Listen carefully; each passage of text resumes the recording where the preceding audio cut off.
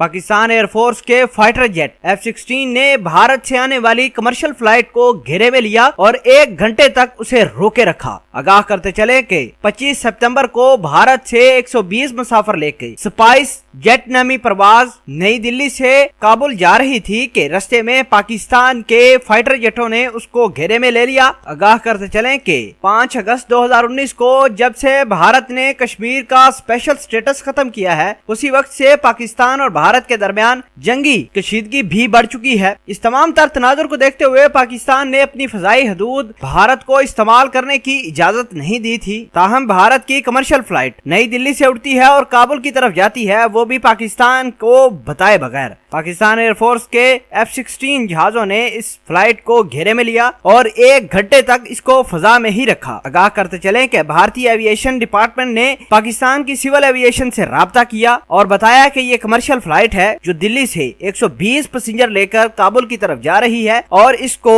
इजाजत दी जाए ताकि ये सेफली काबुल के अंदर लैंड कर सके। हालांकि पाकिस्तान ने भारत के लिए एयर ट्रैफिक भी बंद कर रखी है और पाकिस्तान ने भारत को मखसूस इवेंट्स के लिए ही फ्लाइट उड़ाने की इजाजत दी है और पहले इजाजत भी मांगनी पड़ती है। बहरहाल कंट्रोल रूम से पाकिस्तान एयरफोर्स को बताया जाता है कि भारत से एक जहाज आ रहा है। पाकिस्तान एयरफोर्स ने बरवक्त कार्रवाई करते हुए उसको अपने घेरे में ले लिया। पाकिस्तान एयरफोर्स के पायलट ने कमर्शियल पायलट को हुक्म दिया कि वो अपनी फ्लाइट नीचे करे। ताहम उसने फ्लाइट तो नीचे की, लेकिन ये भी बताया कि कमर्शियल फ्लाइट है, पैसेंजर्स को लेकर काबुल की तरफ जा रहे हैं। लेकिन पाकिस्तान सिविल एविएशन डिपार्टमेंट ने फ्लाइट की कंफर्मेशन होने के बाद इसको जाने की इजाजत दी। नाज़रीन ग्रामी, पाकिस्तान एयरफोर्स के पायलटों ने इस जहाज को सेफली और बाहिफाजत काबुल में लैंड करवाने में मदद भी की। और आपको ये बताते चलें, इस तमाम तर कहानी को भारत मीडिया बड़े अच्छे तरीके से दिखा रहा है और भारत के लोगों ने पाकिस्तान एयरफोर्स का एक दफा फिर नाम अपनी जबानों पे लिया है कि पाकिस्तान एयरफोर्स बहुत ज्यादा प्रोफेशनल फोर्स है। वो दुश्मन को भी बड़े आराम और तहम्मुल से डील करती है। हालांकि ये कमर्शियल फ्लाइट थी, लेकिन जब अभिनंदन भी पाकिस्तान आया था तो भी